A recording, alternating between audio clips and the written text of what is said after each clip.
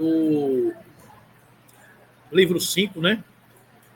Que fala sobre moral e ética.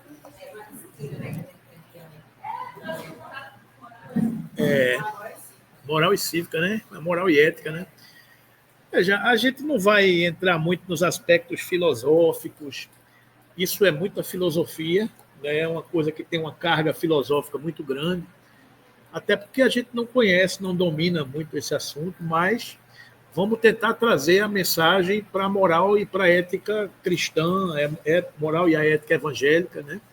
E o entendimento do espiritismo a respeito dessa necessária transformação ética, revolução ética, transformação moral, que é fruto de toda uma evolução da humanidade. Quanto mais evoluída cientificamente, se percebe a necessidade do progresso moral.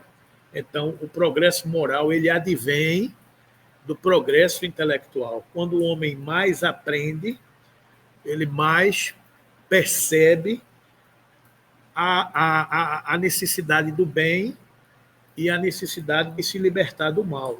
Então, esta conquista dele próprio é que promove a evolução moral, o progresso moral. Ele vem do conhecimento do bem, da necessidade do bem, em detrimento de se libertar do mal. Né? Que é um pouco isso que a axiologia, o estudo dos filósofos, que vem lá desde Platão, enfoca. Né? Que quando a gente vai se debruçar sobre essas informações, a gente acaba entendendo que nós sempre estamos dentro de um planejamento maior, onde, de acordo com a nossa capacidade de entendimento, a gente vai recebendo a informação. Não adianta a gente receber determinadas informações que a gente não tem a capacidade de interpretar, que a gente não tem a capacidade de absorver. Então, desde que o mundo é mundo, desde que há civilização, a humanidade progride. Então, os filósofos, os profetas, são emissários de um pensamento superior que visa o progresso da humanidade, o progresso intelectual e, em decorrência, o progresso moral. Né? E os conceitos de ética e os conceitos de moral passam por aí, né? Passam por aí por dentro também. Né? Moral é uma palavra que significa costume, é um valor universal aplicado a todo ser humano, em qualquer parte. É o conjunto de valores individuais e coletivos, considerados universalmente como norteadores das relações sociais e da conduta humana. Então, esse conjunto de valores do indivíduo, da sociedade, da coletividade, quando se percebe, uma certa região progride, evolui, porque aquela região ela é moralmente educada, ela é moralmente evoluída. Então, quanto mais elevado for o sentimento moral, os costumes, os valores de uma civilização, mais avançada ela é. Né? Então, por exemplo,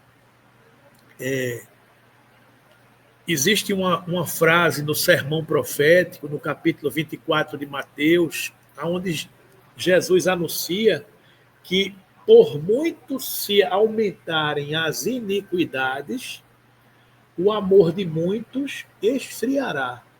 Então, isso é uma característica da transição. Iniquidade é uma palavra que vem a ser tudo aquilo que é contra a moral, que é contra os princípios éticos. Então, tudo aquilo que hoje a gente está assistindo, que fere a determinados valores morais e éticos já conquistados por uma sociedade, fere. Então, por se aumentar essas reações, o amor de muitos, puxa, a gente esfria, fala, meu Deus do céu, como é que pode isso? É a tal da indignação. E por muitos se indignarem, este amor esfria. Você tem um temperamento morno diante de tantas coisas que são contrárias ao progresso moral que você já conseguiu alcançar. Então, o homem velho que nós deixamos para trás, Oxalá, né, que nós tenhamos deixado para trás, ele já não quer mais estar presente.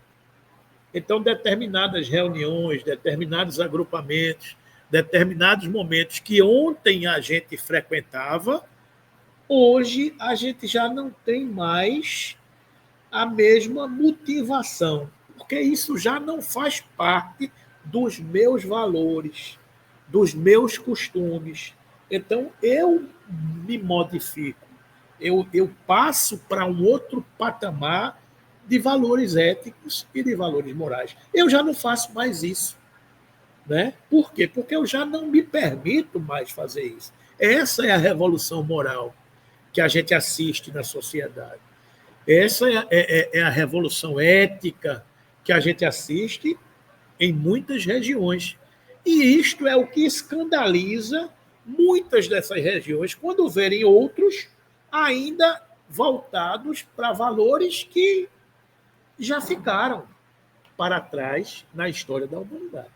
Então, é um pouco isso que a gente estuda e que a gente percebe que está em curso. Né? Ética é a ciência moral responsável pela investigação dos princípios que motivam, disciplinam ou orientam o comportamento humano. A gente vai ver mais na frente a diferença entre ética e moral, que muitas vezes a gente confunde os conceitos. Ética e moral, a gente pensa que está mais ou menos no meio, e está no mesmo pacote, mas tem algumas nuances que a gente vai ver mais adiante.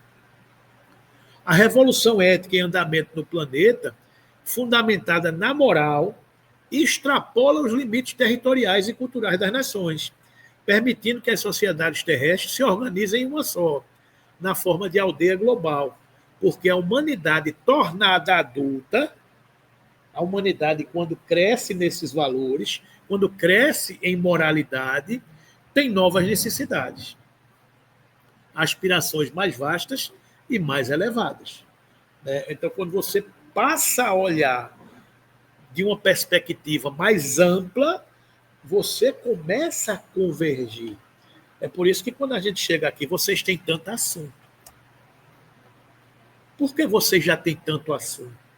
Porque vocês já sintonizam num determinado patamar de moralidade, de informação, de cultura. É por isso que a conversa flui. É por isso que o que você fala, ela ouve, você ouve, você ouve, você... Por quê? Porque existe uma afinidade de valores. Vocês bebem na mesma cartilha, você bebem na mesma fonte. Por isso que algumas vezes, em alguns agrupamentos sociais que a gente convive, a gente não conversa mais. A rodinha está ali, você entra, mas você não está ali. Porque aquilo já não é mais a sua praia. Né? Agora, não é criticar quem está ali, é conviver, entender e compreender que são ciclos. E que os ciclos eles sintonizam conforme o grau de valores morais de cada região. Então, no mundo dos encarnados e no mundo dos desencarnados, os espíritos se agrupam por afinidades. Né? Então, você chegar na pátria espiritual, você vai estar afinado com aqueles espíritos que afinam com as mesmas propostas de valores morais que você tem. Isso é que vai lhe atrair num determinado agrupamento. Né? É assim nas sociedades, nas famílias, nos condomínios, nos clubes, nas instituições. Pode ver que dentro de uma instituição, dentro de um trabalho, você tem vários grupos dentro de um grupo.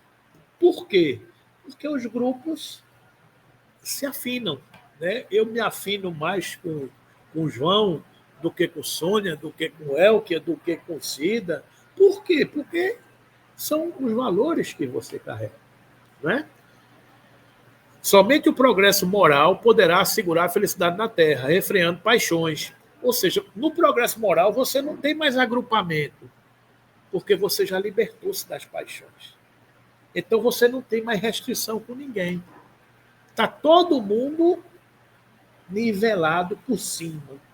Então, quando está todo mundo nivelado por cima, você não tem mais restrição com ninguém. Forma uma só família, compõe uma só unidade. Quando vai ser isso? Daqui a um tempinho, né? A gente vai estar todo mundo falando a mesma língua, né? Será ainda o progresso moral, secundado então pelo progresso da inteligência, que confundirá os homens numa mesma crença fundada nas verdades eternas. Então, esta crença, estes valores, nivelará todo mundo. Está todo mundo bebendo na mesma fonte, né? A reflexão sobre o certo e o errado, o bem e o mal, acompanha a humanidade desde os primórdios. É aquilo que a gente estava conversando aqui. Ao longo da história, grandes correntes de pensamento tentaram compreender e orientar o comportamento humano diante dos desafios morais. A filosofia clássica, com Sócrates e Platão, estabeleceu os alicerces da ética racional. Mais tarde, a doutrina espírita, com Allan Kardec, trouxe luzes renovadas, oferecendo uma visão espiritual e progressiva sobre o assunto. Ambos os caminhos da filosofia, da doutrina espírita, convergem para os ensinos morais do Cristo, que é a fonte inicial. O ensino moral do Cristo é a fonte inicial, que está na lei de Deus. Então, ele, como grande mestre e condutor de todas as almas, ele promove esse crescimento, né? Especialmente expresso no Sermão das Bem-aventuranças, que constitui o código moral mais elevado da humanidade, que é como dizia Gandhi: se toda a literatura religiosa do mundo se queimasse e só restasse o Sermão da Montanha, nada estaria perdido. Porque o Sermão da Montanha é a essência moral da transformação da humanidade. Então, essa é a fonte primária que a gente deve beber. Não é isso? A palavra moral é derivada do termo latino, mores, que significa os costumes. Por sua vez, indica a maneira de se comportar regulada pelo uso. Assim, a moral procura explicar que os costumes sociais se expressam através do caráter e dos sentimentos humanos. Os seus valores morais se expressam pelo que você faz, pelo que você é, pelo que você é compatível com os valores que você carrega, né? Então, você é o que você é, né? Então, a sua conduta, a sua fala, o seu pensamento, ele revela os seus valores morais, né? Os conceitos de moral e ética são usualmente considerados sinônimos, como veremos ser equívoco, aquilo que a gente comentava agora há pouco, né? Para a filosofia, moral é o conjunto de valores individuais e coletivos considerados universalmente como norteadores de relações sociais e da conduta humana. O pensamento espírita não diverge desse conceito, pois ele afirma: moral é a regra do bem proceder. Conceito maravilhoso.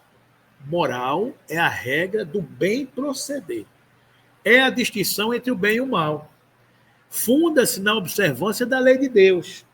O homem procede bem quando faz tudo pelo bem de todos, porque então cumpre a lei de Deus.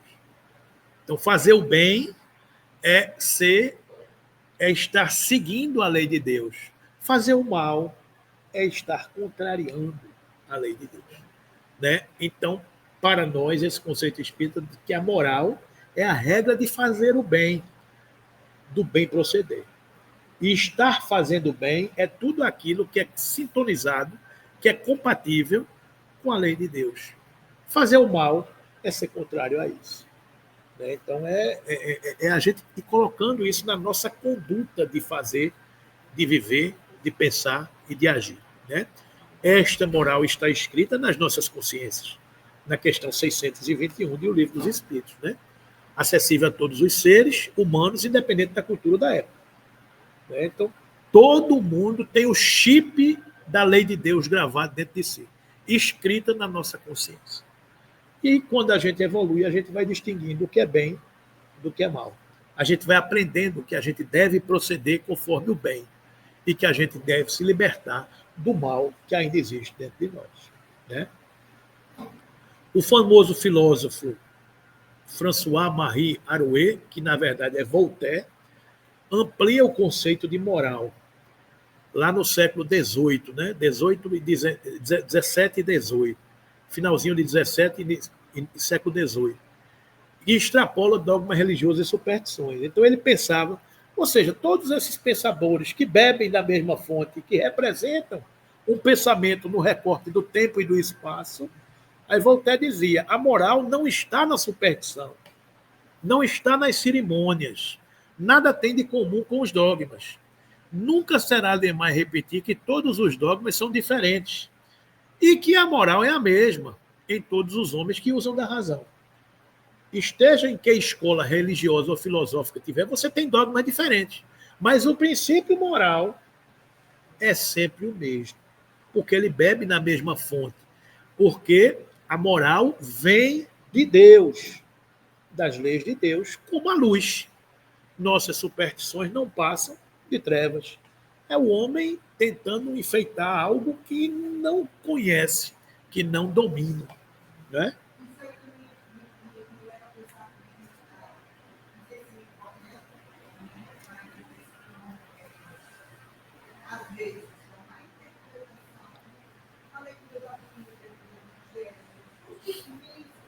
Isso, os puxadinhos.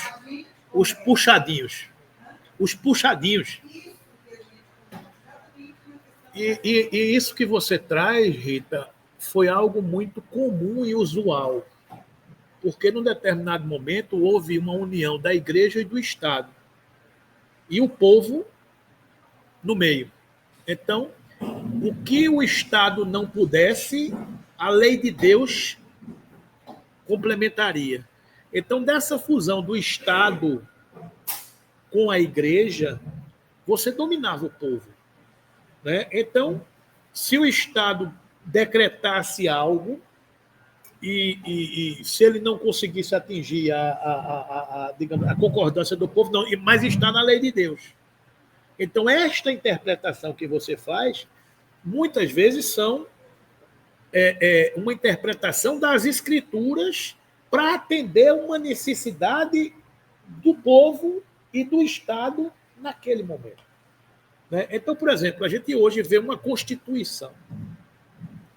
A Constituição é uma carta magna de um país, é a lei que rege os princípios de um país. Em um determinado momento, um determinado congresso de deputados se reúne para fazer uma emenda constitucional, para mudar um determinado aspecto da lei para atender um determinado aspecto de uma situação. Então, você faz os recortes e você faz as adaptações. Imagine isso no tempo passado, onde a lei era a lei de Deus e o Estado. Então, você fazia várias, e nessas várias interpretações, você criou muitas distorções da lei, da interpretação da lei de Deus. Então, daí vem as reformas religiosas, que Lutero, que todos esses que vieram, os reformistas, né, não aceitavam e fizeram tratado. Não, não é nada disso aqui que vocês estão dizendo, não. Eu vou me revoltar contra reformar a determinada. Né? Sim, sim. Mas esse Deus que pune, que castiga, que mata, que condena a fogueira, que manda para tribunais das penitências, das heresias e tudo isso, este Deus era o Deus punitivo. Então, quando esta lei ela é um pouco ultrapassada pelas interpretações, porque a ciência avança, aí chega um cientista que mata Deus. Então, de um lado era Deus punitivo, e do outro é a ciência sem Deus. Então você tinha o pêndulo, né? Vai para um lado e vem para o outro, né? Então, o certo, nem tanto, nem tão pouco, né? Sempre o equilíbrio, né? Então, é os movimentos pendulares dos ciclos da humanidade. Então, muitas coisas que a ciência hoje matou Deus, é uma resposta, porque Deus era interpretado como punitivo, e Deus não é punitivo, Deus é amor, é justo, né? Então,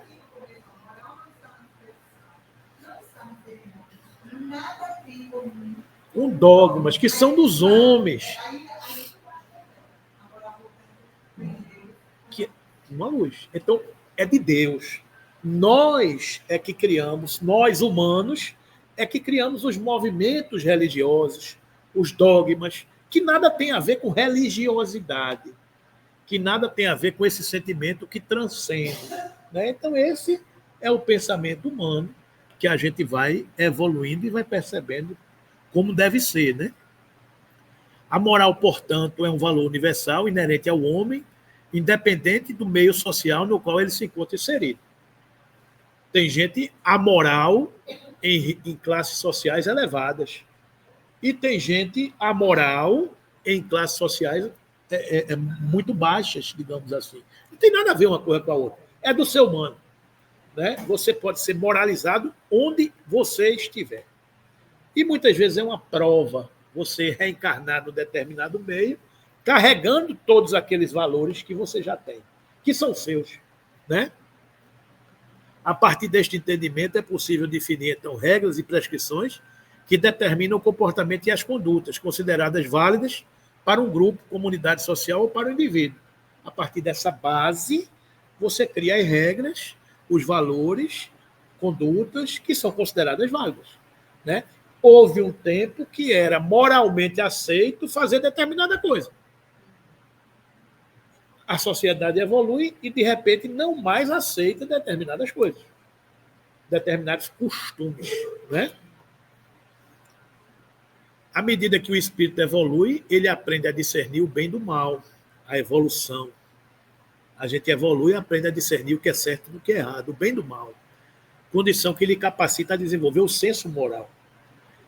Dessa forma, as orientações morais fornecem subsídios para a construção e a aplicação de normas de conduta, coletivas e individuais. Subsídios que podem ser utilizados pelo ser humano, independente dos seus costumes, religiões e tradições. É aquela história, é seu, independente de onde você está inserido. Esse valor é seu, é conquista sua, ninguém vai lhe tirar. Né? Por esse motivo, a moral é sempre interpretada como bem, como tudo que promove a melhoria integral do homem, ajustando a realidade da vida.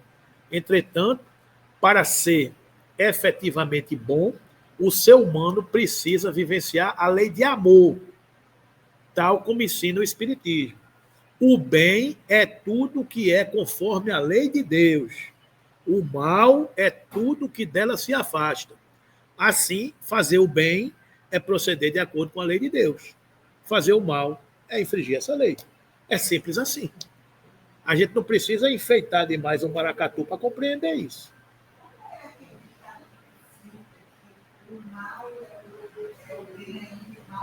É Joana de Ângeles que diz: não existe o mal. O que existe é o bem mal interpretado. Né? Não existe o mal. É porque, às vezes, o que nos apresenta ser o mal é o bem que eu ainda não percebi. Às vezes, uma doença, uma prova, uma expiação, que hoje dói, porque eu estou mergulhado na carne num determinado contexto. Amanhã, quando eu percebo, eu digo como dizia Peixotinho: bendita alma, asma que me liberta. Então, quando você está mergulhado na carne e que tem uma doença como asma, dificuldade de respiração, quando você transcende o olhar, você entende que aquela consequência do seu corpo físico, ela foi plasmada por uma deficiência do seu corpo espiritual, que foi adquirida num determinado momento que você infringiu a lei de Deus. Então, bendita asma que me liberta. Não é o mal, é um bem mal interpretado. Porque esta aparente dificuldade de hoje liberta o ser para amanhã. Né? Então, essa é a perspectiva.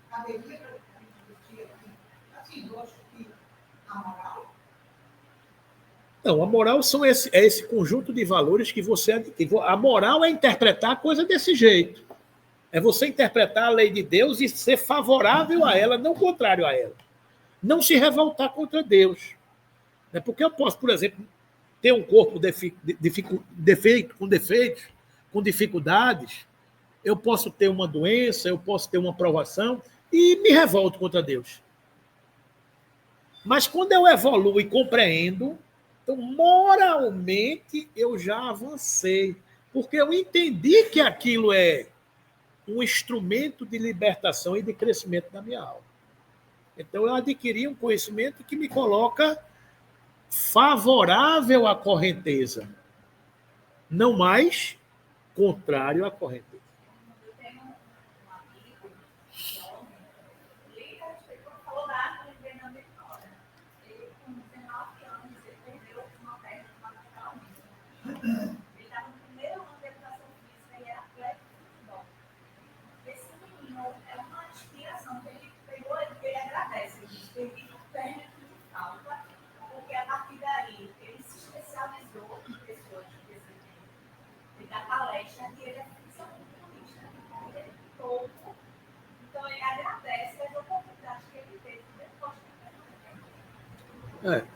E muitas vezes, Welker, essa lembrança da perda da perna é algo que foi planejado.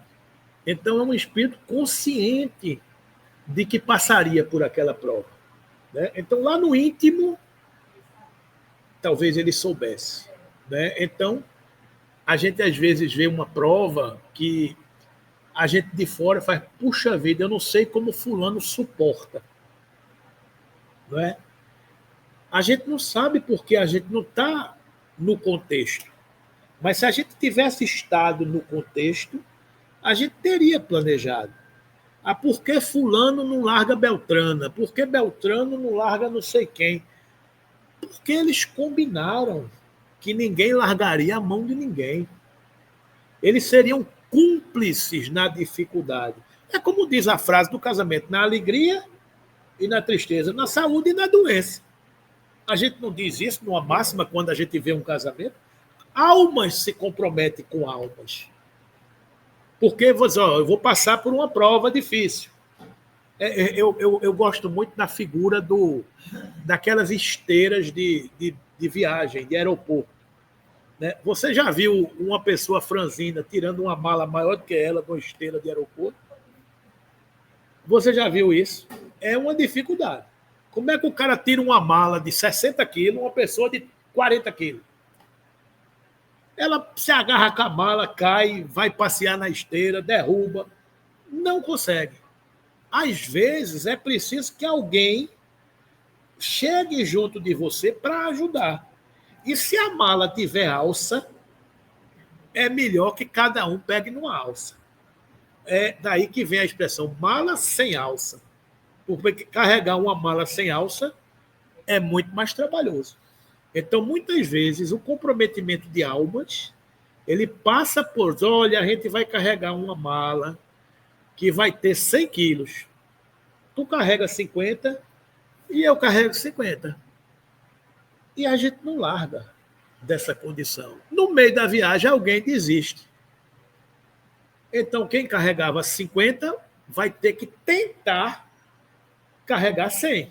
E vai ser difícil. Oi?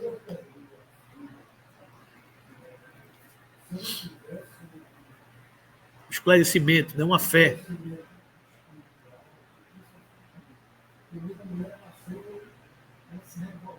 Isso.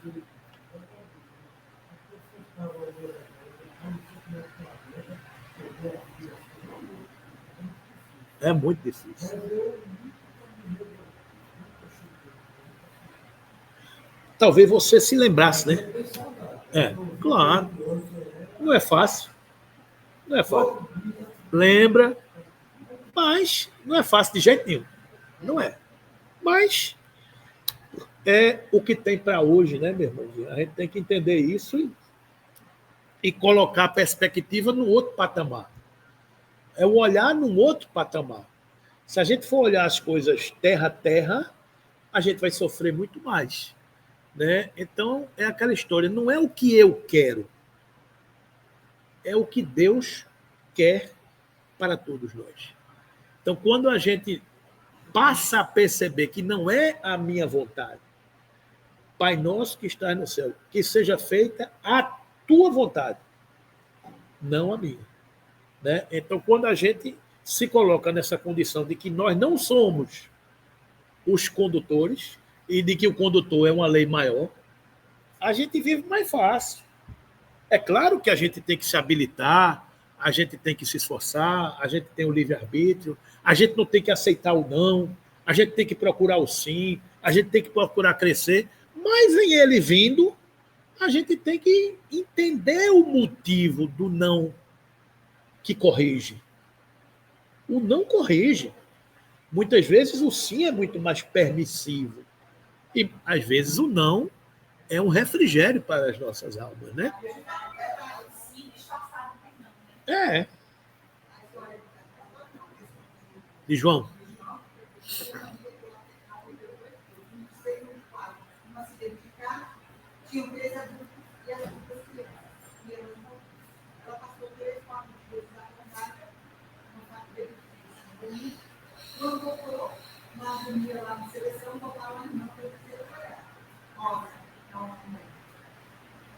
E daí, quando disseram a ela não se deu.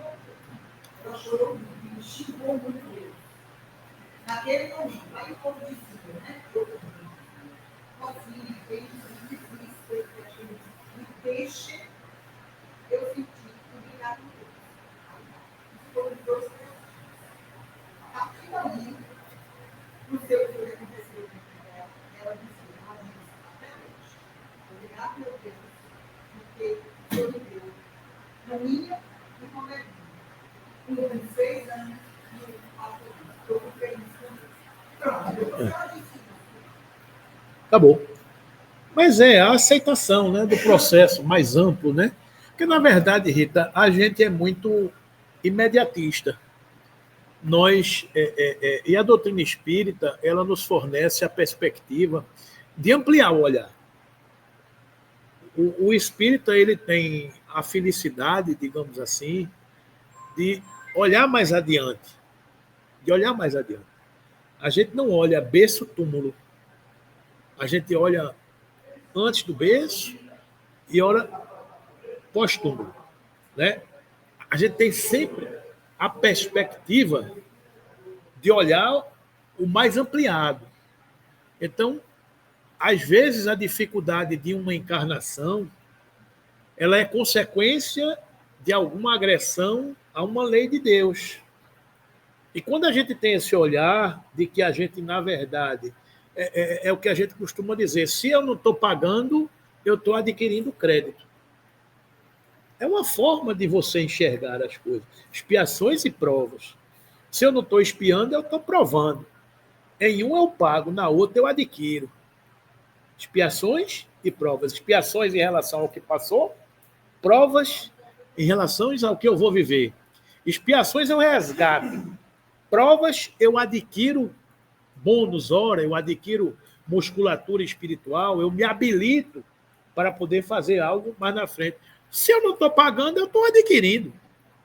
Então, se a gente se coloca na vida sempre nessa posição favorável ao contexto da lei de Deus, a gente vai viver mais serenamente, a gente vai aceitar o momento que a gente está vivendo hoje, não como uma proposta de revolta e de infelicidade, mas como uma proposta de felicidade, de que o que eu estou vivendo hoje me credencia para um amanhã mais radiante. Então, essa é a verdadeira revolução ética que a gente está vivenciando, né? É a verdadeira transformação moral do homem velho vencer, do homem novo vencer o homem velho. Essa é o processo que a gente está mergulhando. É a consciência moral que decorre da estruturação do mundo moral no íntimo do ser, pois o indivíduo moralizado é alguém que considera o sentido da vida dentro de um contexto maior, que não se resume apenas ao atendimento das necessidades de sobrevivência biológica da espécie. Eu não estou vivendo apenas a matéria, eu estou vivendo, eu sou, como dizia o Padre Teilhard de Chardin, somos criaturas espirituais vivendo uma experiência material. Não somos criaturas materiais vivendo uma experiência espiritual. É o contrário. Nós somos uma criatura espiritual vivendo uma experiência material. Então eu sou o espírito. Eu estou na carne. Então eu não posso colocar todas as minhas fichas, todo o meu tesouro, na carne que é perecível. Nos valores que as traças roem, que o ferrugem consome, não é isso? Então a gente não pode fazer isso. E que os ladrões roubam. A gente tem que colocar o nosso tesouro nas coisas que nós somos eternamente. Nós somos espíritos. Né? Então, esta é o sentido de uma transformação moral. A filosofia ensina que a consciência moral se constitui de um conjunto de exigências e prescrições consideradas válidas para orientar qualquer tipo de escolha que o indivíduo faz. É a consciência moral que discerne o valor ou a importância dos nossos atos. Em última análise, o homem seriamente empenhado em se transformar em pessoa melhor admite que é preciso saber distinguir o bem do mal, a fim de agir com acerto. A respeito a uma regra de conduta denominada regra de ouro, de aceitação universal, que se encontra no Evangelho ensinada por Jesus como sendo guia seguro de efetivação moral de nossos atos. É aquela frase que diz: tudo aquilo que, portanto, quereis que os homens vos façam, fazei-vos a eles, pois esta é a lei e os profetas. Tudo que a gente quer que os homens nos façam, façamos a eles. Né? Então, essa é a regra máxima, conhecida como regra áurea. É um dos princípios morais mais universais da humanidade. Diversas tradições espirituais e filosóficas também a ensinaram, ainda que com palavras diferentes. O confucionismo na China dizia: não façais aos outros aquilo que não quereis que te façam. O hinduísmo dizia: este é o resumo do dever. Não faças aos outros o que seria doloroso para ti. O budismo dizia: trate os outros como deseja ser tratado. O islamismo: nenhum de vós é crente até que deseje para seu irmão o que deseja para si mesmo. O judaísmo, no Talmud: o que é odioso para ti, não o faças ao teu semelhante. Então, todo mundo bebe da mesma fonte. A gente aprendeu isso faz muito tempo, em diversas escolas religiosas. Isso é consciência moral. É a gente agir com o outro. Como é que eu vou agir com você? Como eu gostaria que você agisse comigo.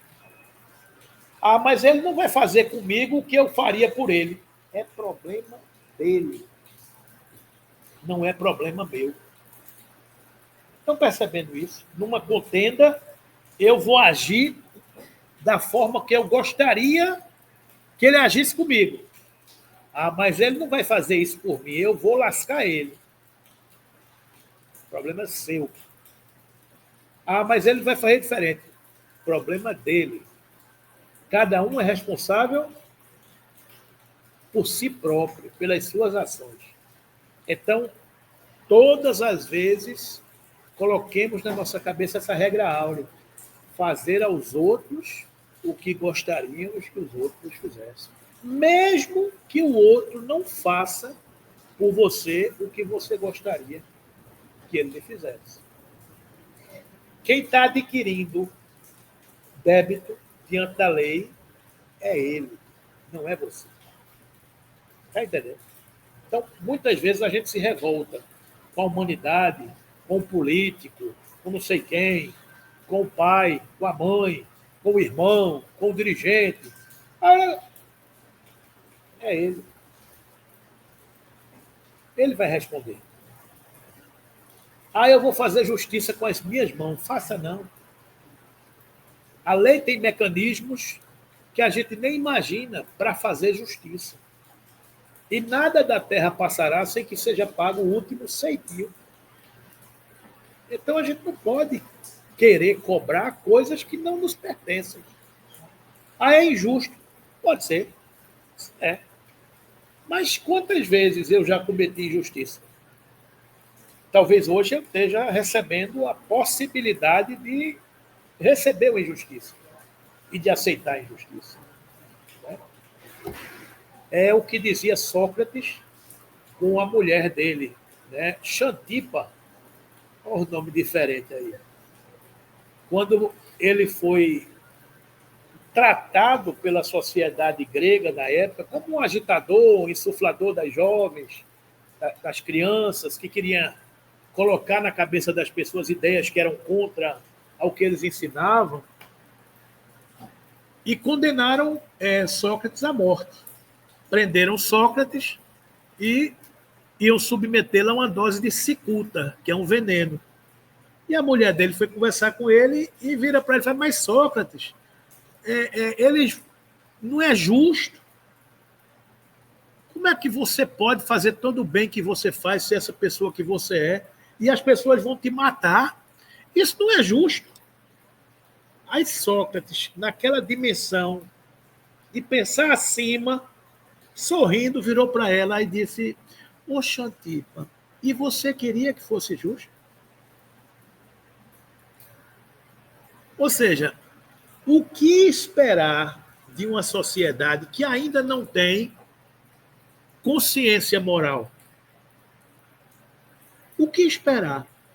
E você queria que fosse justo? O que é que Jesus diz na cruz quando é condenado ao madeiro infame? Perdoa, Pai. Eles não sabem o que fazem. Eles não sabem os débitos que estão contraindo para si próprios. Então, aí ela diz: mas Sócrates, eles vão te condenar à morte. Aí ele sorri mais uma vez. Mas eles também estão condenados. Quem vai escapar da morte do corpo? Então, você que se coloca acima da perspectiva comum, ele olha e contempla e diz: puxa vida, obrigado, Senhor, porque eu estou passando por toda essa oportunidade, porque me deu fulana e fulana, como você mencionou da sua amiga. Ela contempla e vê beleza em tudo, que é como diz no Evangelho: em tudo dai graças. Regozijai-vos sempre, porque a lei de Deus sempre promove o nosso crescimento. Regozijai-vos sempre, porque a gente sempre vai estar crescendo. A gente pode não dar o salto que a gente gostaria, mas a gente vai subir o degrauzinho, né? Então, essa convergência de ensinamentos mostra que a ética universal está escrita no coração da humanidade, né? Ética é a parte da filosofia responsável pela investigação dos princípios. Enquanto a moral trata dos valores que devem fundamentar o comportamento coletivo e individual, a ética cuida da sua aplicabilidade por meio de normas e regras que regulam as relações humanas. Pode-se dizer, então, que a moral atinge todas as culturas em qualquer época, por serem princípios universais. E a ética se constitui de regras específicas definidas para uma sociedade ou grupo. A ética é a aplicação de uma regra moral para uma sociedade num determinado período, né? Então, por exemplo, a moral determina que não se deve matar. Trata-se de uma norma universalmente aceita. Não mate. Agora, a ética médica regula as condições que garantem a vida do ser humano e evitam a morte. Assim, a ética médica é um sistema de princípios que governam a prática médica. O objetivo é não matar. Mas a prática médica cria a ética médica que vai levar um conjunto de princípios e valores para não matar. É o.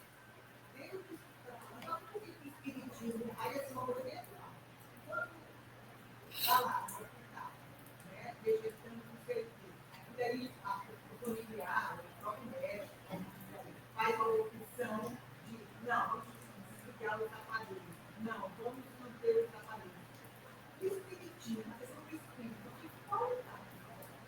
a moral é que o espírito deve viver a sua encarnação. A ética, ela é regra que estabelece determinado conhecimento na aplicação daquela moral. Para a humanidade de hoje, pode ser ético desligar um aparelho, porque ele está sofrendo, porque não vai ter consequência. Mas para a ética do espírito, que planejou uma encarnação, que passaria por aquela prova, para o espírito que está sofrendo e para a família que está se desligando, não seria ético desligar. Porque você estaria abreviando uma condição planejada adredemente. Mas veja, eu planejei que eu vou ter uma encarnação e que eu vou passar um período passando por isso, por aquilo outro. Esse período ligado às máquinas também faz parte. Pode ser que eu esteja completando um tempo que eu necessito. Aí eu vou interferir num planejamento superior.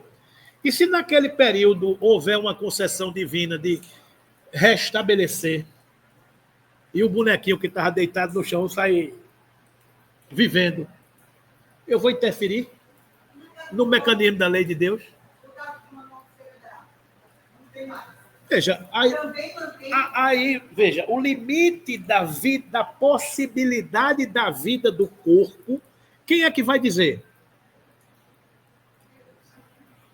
Aí eu vou interferir na lei de Deus? Eu sou Deus?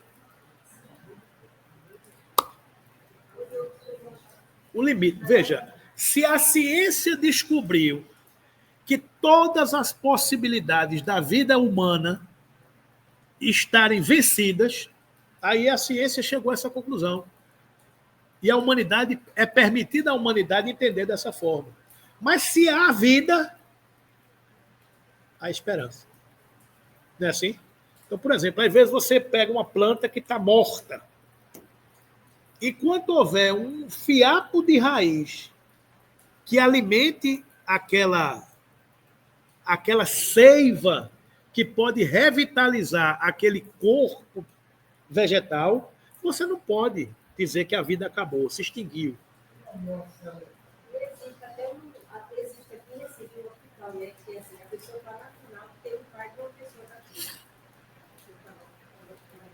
Aí tirar um pouco, tira do português, colocando caríssimo. Mas é assim, a tecnologia parece um sonho, ó. Mas é só para deixar, ele não tem mais, está na final. É a medicina paliativa. Paliativa. E o natural. Entendeu? Se não dá remédio, vai dando só uma barriga. Não, sem ele está assim, a morrer. É a morte paliativa.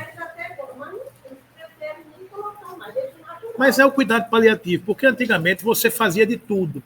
E o espírito sofria, o corpo sofria, a família sofria. E a medicina chegava à conclusão de que não tem jeito. Por exemplo, você tem um carro com motor batido. Aí eu vou trocar o óleo. Adianta eu trocar um óleo do motor batido? Eu vou botar um fluido novo no motor furado. O fluido que eu botar, meu irmão, porque o motor já se esgotou. Então, o que eu botar de energia não vai ficar. Adianta eu botar um coração novo num organismo fragilizado, não pega mais, o organismo não aceita mais. Agora, eu devo tentar? Devo, até o limite das forças. Porque naquela tentativa, se os mecanismos da lei permitirem, aquele corpo vai se refazer. Mas é um mecanismo da lei. Não está no meu controle. Está nas mãos de Deus. Das leis de Deus. Foge ao nosso controle neste momento. Entendeu? Mas é a mesma coisa, é isso que eu estou dizendo. Se a morte cerebral, se a ciência já constatou.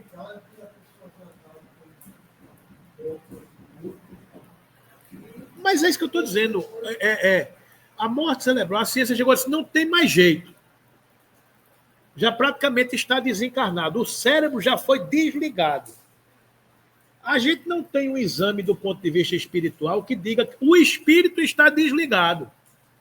Então, mas também vai precisar mais. E daí, aos poucos, tem um dia, 2 dias, você pode Veja, Rita, a gente já estudou sobre isso aqui. Se a gente visitar alguns estudos passados, a gente vai ver que tem esses estudos. A eutanásia, a possibilidade da família, tudo isso. A gente já estudou sobre tudo isso. Mas o que eu estou dizendo é o seguinte, é que a morte do corpo, ela não é o espírito que expulsa o corpo, é a morte do corpo que expulsa o espírito. Um corpo esgotado, ele expulsa a ligação espiritual. Né? Não tem essa... O corpo não prende mais o espírito. O fluido já acabou, a cola já acabou. O que eu estou dizendo é que o exame mostra que não tem mais atividade cerebral. Se não tem atividade cerebral, em tese, o espírito já está desprendido, né? Não está mais ali. Mas eu não posso dizer que está ou se não está. Porque eu não tenho exame que mostra. Olha, tem aqui um ponto de contato que, através dele, a espiritualidade pode sustentar esse organismo aqui. Né? Agora, a gente evolui com a ciência. Se a ciência está nos mostrando essa impossibilidade da vida, vamos para a ciência. Vamos para a ciência. Né? Então, mas, às vezes, acontece que o cara está praticamente morto e ressuscita. Não acontece? Não acontece?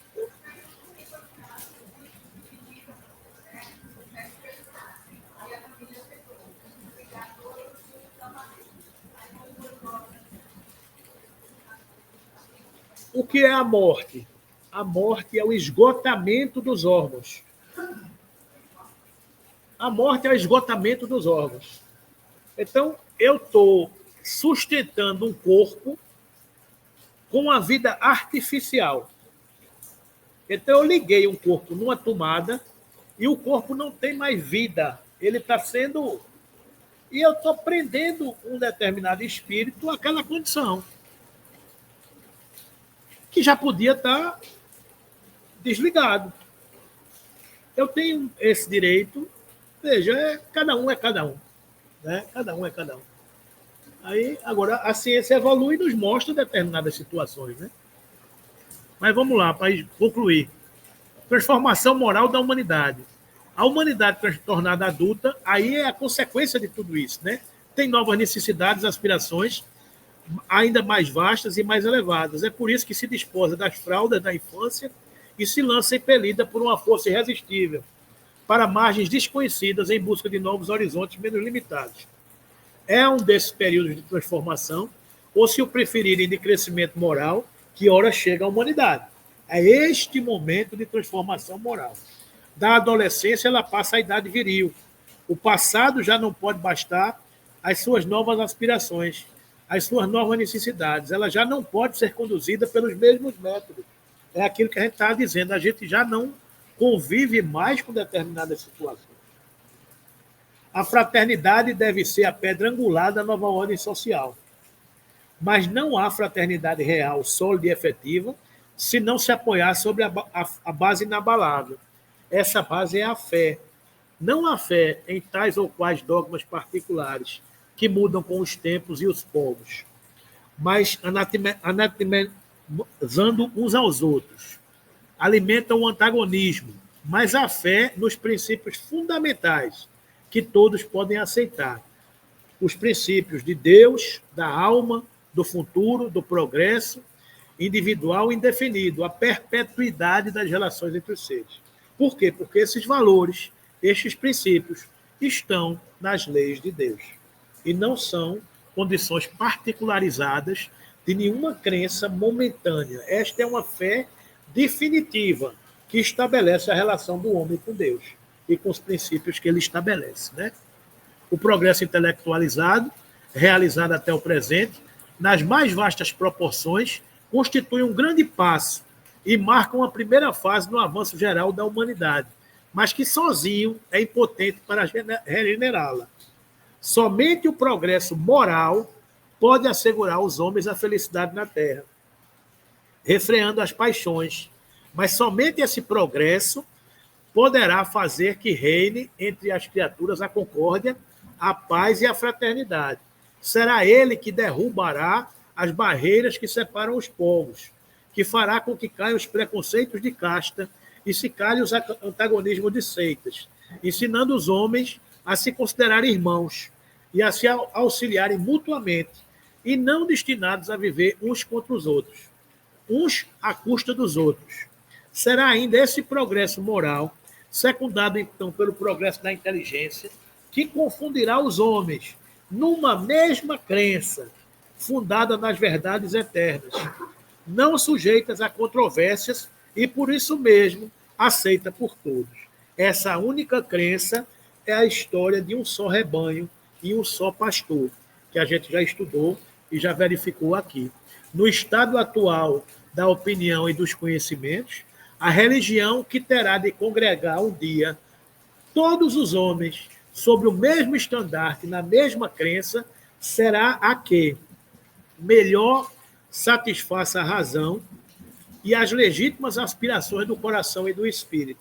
Será a que não seja em nenhum ponto desmentida pela ciência positiva, a que, em vez de se mobilizar, acompanha a humanidade em sua marcha progressiva, sem nunca deixar que a ultrapassem, a que não for nem exclusivista, nem intolerante, a que for emancipadora da inteligência, com não admitir senão a fé racional, aquela cujo código de moral seja o mais puro, o mais lógico, o mais de harmonia com as necessidades sociais, o mais apropriado, enfim, a fundar na terra o reinado do bem pela prática da caridade e da fraternidade universal.